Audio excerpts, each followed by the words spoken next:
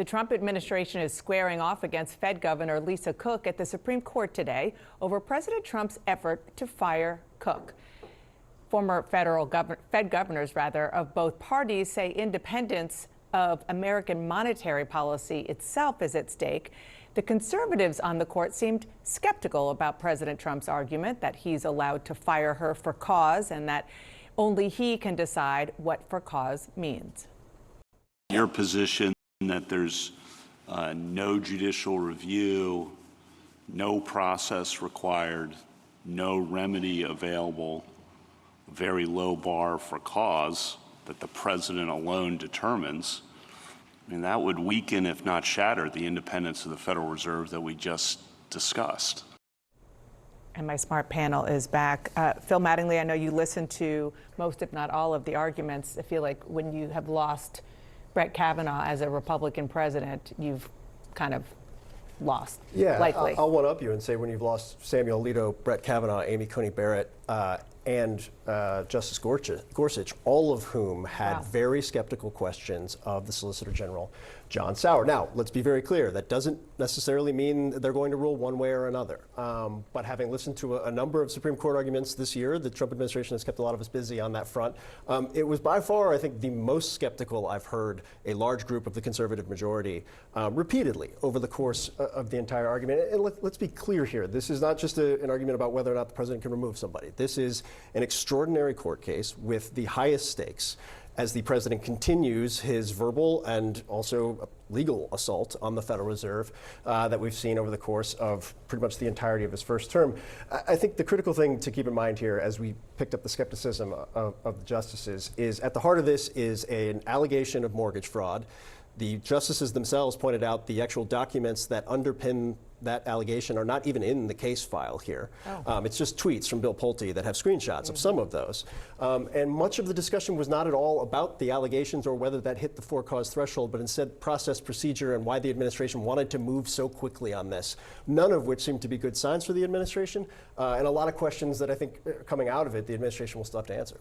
And just on the underlying allegation by the administration, which is, I didn't actually realize that none of this is in this Supreme Court filing. I mean, to be fair, tweet screenshots. It's understood. No, I'm actually being very sarcastic when I say screenshots of tweets are totally what should underpin a case in front of the Supreme Court. But let me just kind of catch people up in case they are not up to speed on Bill Pulte and who he is and how he's trying to find ways to take down the president's political enemies via mortgage fraud. He did so, at least he referred her for prosecution August 20th. The president sent a letter 5 days later saying that he is going to fire Lisa Cook for cause based on that.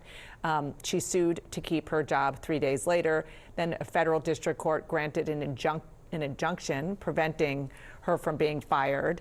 Then there was a report from Reuters that cast doubt on Pulte's fraud claims to begin with. And then October 1st is when the Supreme Court decided to take up this case, which they heard today. Yeah, and the process piece of this was something that the justices really dug into, including the fact that was she given appropriate notice given the fact that Donald Trump just tweeted about the fact he intended to fire her? Was that really substantial enough in order to move forward with this process?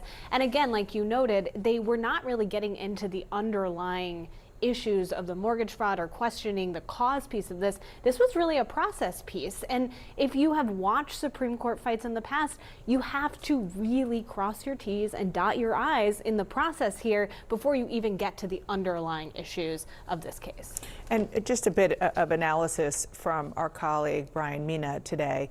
And he wrote, if the court greenlights Cook's ouster, it set a precedent that Trump and any future president could take advantage of in order to reshape the board and force lower interest rates, even when they are not warranted by economic reality. And I think three of the most important words in there are any future president. And that clearly is on the minds of the conservative justices that Phil was talking about here.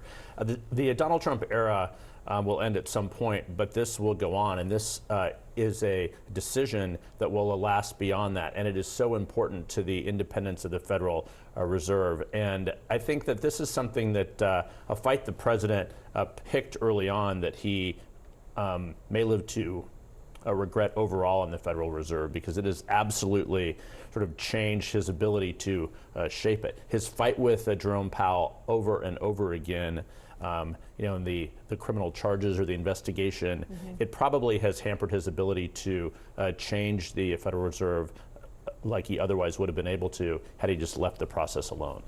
And I think Bill Pulte's role in this can't kind of be under talked about, because obviously he is the person who looks over Fannie Mae and Freddie Mac. But he, sources tell me, is at the White House all of the time, kind of going in and talking to the president about various different matters. We know that he's not just behind this Lisa Cook, sort of indictment on her, or at least the beginning parts of that, but he's done it to other officials that he believes that should be, Fonnie Willis, that should be kind of under investigation. And the president has vocalized that he wants to see under investigation. And it's, kind of to the annoyance of some White House officials. Some White House officials like the idea that they're being more aggressive and that he is kind of behind this. But he's fundamentally a part of all of these efforts to bring folks up on these mortgage charges. Not only that, he's a member of Mar-a-Lago, and so he can go talk to the president in Florida. And so I think that you see him kind of move in these shadow ways, and a lot of times we see somebody come under indictment or investigation, and then we learn just a few weeks later that it was Bill Pulte kind of putting their name in the ring. Bill Pulte, who, as you said, is the FIFA FHFA chair. And so his job is to be in charge of Fannie and Freddie. He is very well aware of who the president wants to either send a message to or maybe even just full on prosecute. And so he's finding ways to do so in his narrow domain. Let's bring in our legal analyst, Carrie Cordero. Carrie, tell us a little bit more about what these justices are questioning and how it looks. So throughout this argument, Wolf, I think what the justices are trying to figure out is, one, should they actually get to more of the merits of the case? So this hearing overall was not going to get at the decision of whether or not the Fed governor should be removed from her position, but rather whether she should be able to stay in the job while her case proceeds through the courts.